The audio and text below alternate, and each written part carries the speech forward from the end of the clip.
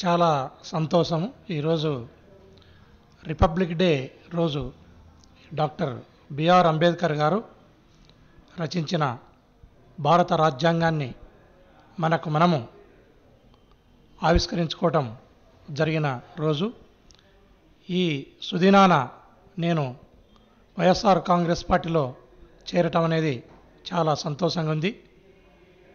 BR Ambedkar గారు కానీ, పూలే గారు కానీ ఏ బడుగు బలహీన వర్గాలను బలోపేతం చేయాలనే దృఢ సంకల్పంతో ముందుకు వెళ్ళినారో, వారి ఆశయాలను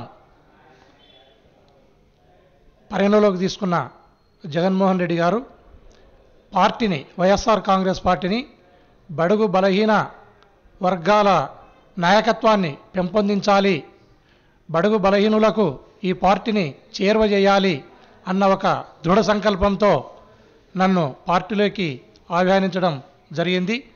నేను ఈ బడుగు బలహీన వర్గాల ఆలోచన విధానాన్ని ముందుకు తీసుకెళ్తూ జగన్మోహన్ రెడ్డి గారి బాటలో నడవాలనే ఉద్దేశంతో ఈరోజు పార్టీలో చేరడం జరిగింది.